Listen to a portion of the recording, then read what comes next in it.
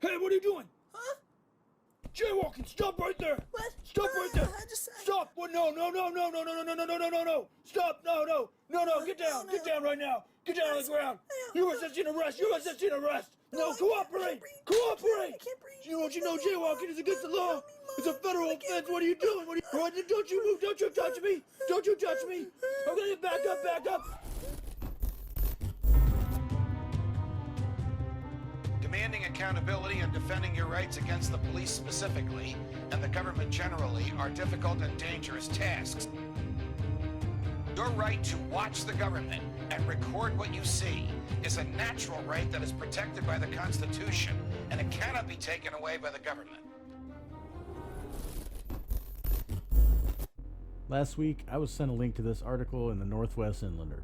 I'm just going to read the first part of the article and then play the video, as it is an important statement to what is happening between the public and police, as well as a perfect example of the police state we live in supporting the prison industrial complex. The article is titled, "Jailed for Jaywalking. Police and witness accounts differ on downtown Spokane arrest." It starts out stating a suspect was arrested by a Spokane police officer for allegedly jaywalking and obstructing an officer on January 28th. Then, this is the next paragraph. King was booked into jail that night. The incident strikes some critics, including John Lossing, a 37-year-old bike courier at Brucci's in downtown Spokane who filmed King's arrest, as an unnecessary crackdown on a minor legal violation that people commit on a regular basis. I submitted a public information request on the 31st of January for the incident report. The public information officer for the Spokane police invited us in the article to pull the report and compare it to the version given to the Inlander. Well, I did just that, and asked for the body cam footage as well, so we can see the entire scene. Before I show you the footage included with the Inlander story, don't forget to hit the like button, share this video with everyone you can, subscribe to the channel, and leave me a comment sharing your thoughts with the world.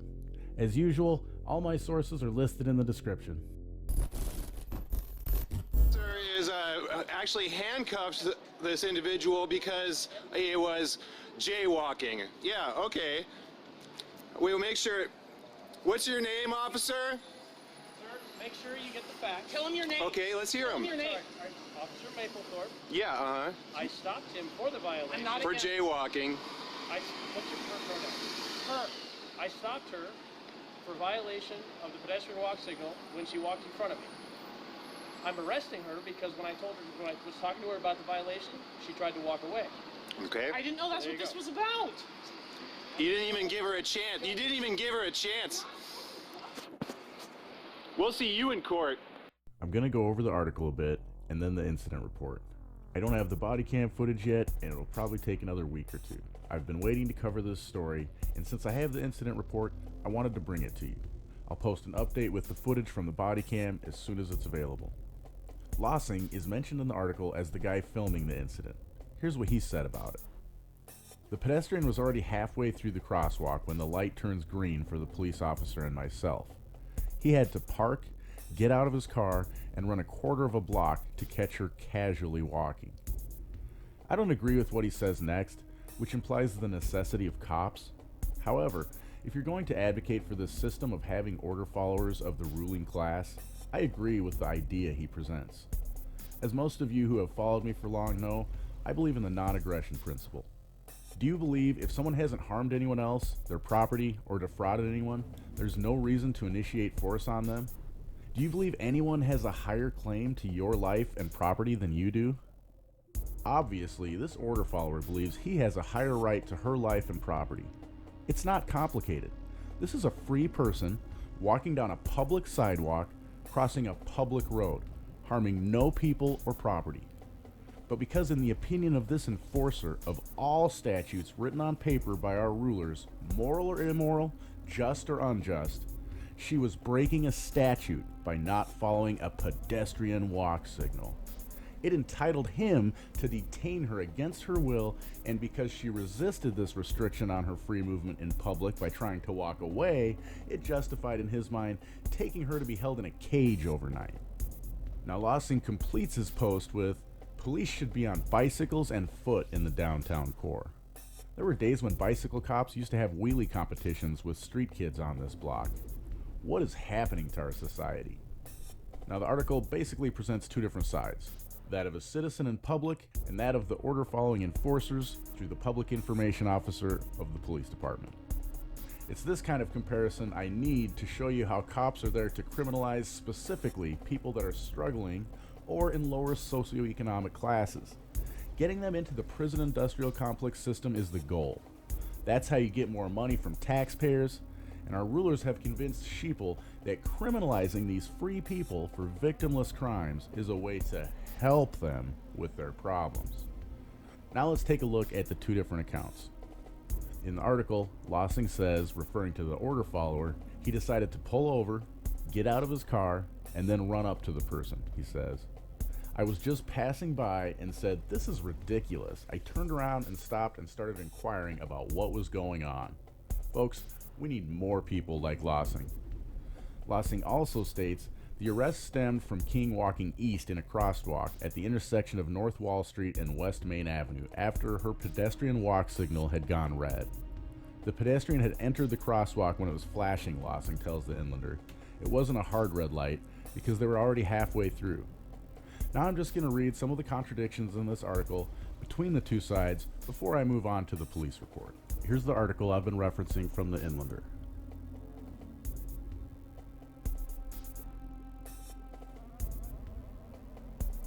John O'Brien, a spokesman for the Spokane Police Department, tells the Inlander that King was charged with pedestrian interference and obstructing an officer under the Spokane Municipal Code, both of which are misdemeanors.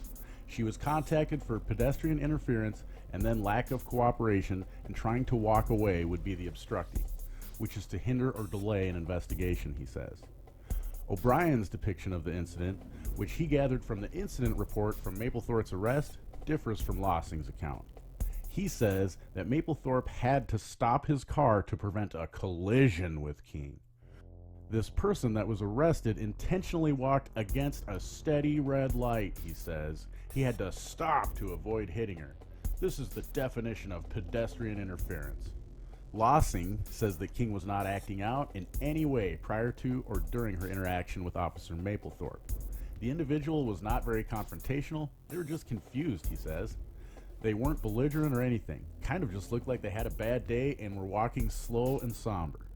In contrast, O'Brien, the PIO, says, if you pull the incident report, you will see the lack of cooperation, the vulgar language that was being used, and the suspect's refusal to identify themselves. Lossing adds that jaywalking is a common thing that you do in this town, pointing to the absurdity of the arrest. As if making his point during the incident, in the video, two men jaywalk behind Mapplethorpe while he is talking to Lossing. Everybody does it. Jaywalks all the time downtown, says David Partovi, a local defense attorney who reviewed Lossing's video. It's just how you get around downtown. Now let's take a look at the police report. I'm not going to read the whole thing, just a few excerpts from order follower Mapplethorpe and the backup that showed up to help him. I'm also going to read from some of the witness statements taken. I find it very interesting. In a downtown area, the only witnesses these enforcement thugs could come up with were 3 security guards working for businesses in the area. Lossing, the person filming the incident, wasn't even talked to as a witness on the scene. In fact, the only reference to him on this report is because he went into the station later and gave his information as a witness. Of course, they took no statement from him to include on the report, more than likely because unlike the wannabe order follower security guards just trying to build good rapport and connections for possible future order following employment with better benefits, pay, equipment, and of course that qualified immunity that makes them feel above the law, Lawson had a story that was contradictory to that of Mapplethorpe. We just can't have that. When building a case that includes a $1,500 fine for the victim, which is listed as the state of Washington, as you can see. Now we're going to move on to Mapplethorpe's account of him arresting this person for wanting to go about her business when she didn't hurt anyone or any property. This is the part of the report that was filled out by Officer Mapplethorpe. So I just want to read these highlighted areas here and give you an idea of what he reported. Keep in mind as I read this, Officer O'Brien, the PIO, mentioned vulgar language and the resistance as obstructing the officer. See if you notice anything like that in this report from what I read you. As I approached the crosswalk on the north side of the intersection, what appeared to be a female entered the crosswalk against the lit "Don't Walk" signal. She proceeded directly in front of my vehicle, and I was forced to stop to keep from striking her. I activated the air horn in my vehicle, and she just kept walking straight ahead, but did not change her pace. I activated my emergency lights and exited my vehicle. I yelled, "Ma'am, come back here." She later identified as Zoe King, stopped and walked back toward my location. I asked King, "What was that all about?" She replied, "I just didn't see you. I'm sorry." I asked what the signal showed, and she stated, "I didn't look at it." Another subject approached and began questioning me about why I stopped King for jaywalking. King then stated, "Okay, goodbye," and began walking away eastbound. I stated, "No, stop right there." But she continued to walk away. I advised King again to stop right there. As I grabbed a hold of her right arm, King continued to try to walk away. I faced King toward the nearby window and ordered her to drop her bag, which was on her right shoulder, several times. She finally complied, and I ordered her to put her hands behind her back. I handcuffed her and led her back to my patrol vehicle. I attempted to search King, incident to arrest. However, she refused to move her feet apart and tried to pull away from me several times. She stated, "You're violent to me. I'm not going to do what you say." I advised her she was under arrest, and she stated, "Too bad, too bad." So far, I don't see any vulgar language, and all I see is a person who was caring about her business on her day, wanting to continue that without being detained by one of these order followers with weapons and all kinds of equipment given to them by our rulers to throw us in cages for victimless crimes. Now let's move on. This next little blurb is a continuation from Mapplethorpe's report from after he got her to the jail. And these are really the only parts that he states that she's resisting him or being belligerent is after he already has her in cuffs. He says, "At the jail, King stated to the jailers, 'I'm going to make this as difficult as possible for you.'" He also stated at the jail, King stated she had been raped 2 times on the 27th of January of 2019, which is the day before this arrest. I wonder if that was maybe why she was walking slowly and kind of confused. Apparently, she had had one of the worst days of her life, according to her, the day before this. Now, these are the statements taken by the other officers who showed up from the witnesses that are on the report. This is Officer Kestrel. "I first spoke to Eric Harper, a security officer with River Park Square. He stated the following. He was at the northeast corner of Wall and Main when he saw Officer Mapplethorpe traveling on northbound Wall through the intersection in his vehicle on a green light. There was a female that was on foot and crossing Main on the north side headed eastbound. He heard Officer Mapplethorpe honk his horn to move the female who was slowly crossing against the signal." Kestrel then says, "I then spoke to a Phoenix security officer, Andrew Talon, who was on the southeast corner of Main and Wall when he observed Officer Mapplethorpe driving across Main and Wall northbound. The female walked in front of him on eastbound Main, and he heard the officer honk and then stopped to contact the female." The next witness statement you're going to see here was taken by Officer Austin. "I then spoke with River Park Square security officer Corey Deneen. Deneen advised he was watching through security cameras and observed Officer Mapplethorpe pull up with his lights on.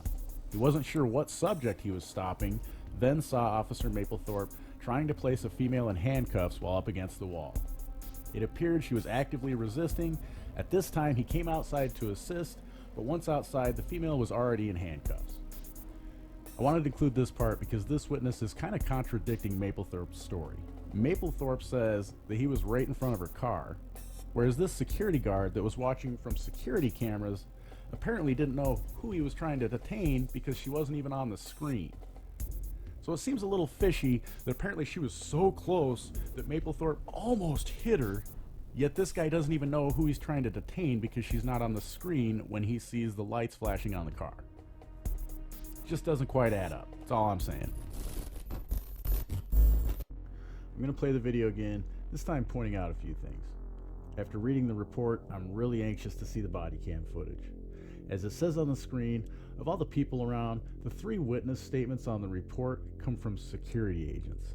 And I haven't seen too many security agents who aren't just wannabe cops that act as part of the Thin Blue Line Brotherhood. Now, the full report, including witness statements, will be read in front of a judge at the arraignment, where it will be used to establish probable cause for the arrest and charges. And this is just the beginning of the ruling class system using the prison industrial complex to justify taking your money without your consent. You know, those taxes you try to pay the least amount of possible before they come after you, backed with the threat of force with enforcement thugs like this. Also, I want you to pay attention to the 2 guys walking down the sidewalk. Watch as they do exactly what Mapplethorpe originally detained this woman for. They, and I'm sure many others, get away with this horrible crime that affects the victims in such a profound way. Yet only this woman feels the full wrath of our rulers. Why her and not them? What about all the victims affected by their crime? And for all we know, if detained, they might have resisted as well. Sir is actually handcuffed this individual because he was jaywalking. Yeah, okay. We'll make sure. What's your name, officer? Sir, make sure you get the facts. Tell him your name. Okay, let's hear him. Tell him your name. Officer Mapplethorpe. Yeah, I stopped him for the violation. For jaywalking. What's your pronoun? Her. I stopped her for violation of the pedestrian walk signal when she walked in front of me. I'm arresting her because when I was talking to her about the violation, she tried to walk away. Okay. I didn't know that's what this was about. You didn't even give her a chance. You didn't even give her a chance. We'll see you in court. I'm not going to say I hope you liked this video. It's actually quite gross watching this police state operate while the sheeple think they have liberty and freedom. But I do hope it opened your eyes at least a little if they aren't already. This is not freedom, my friends. As always, my sources are listed in the description, as well as all of the ways you can support questionable authority. Check out the merchandise store and put your favorite design on the product of your choice. And thanks again for all the support you already give me. And don't forget to always record the police. I hope you enjoyed this video. Make sure to hit the like button and share it with everyone you know.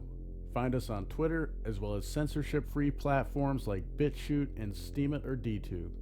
Of course, subscribe if you haven't already, and don't forget to smile at someone you don't know every day.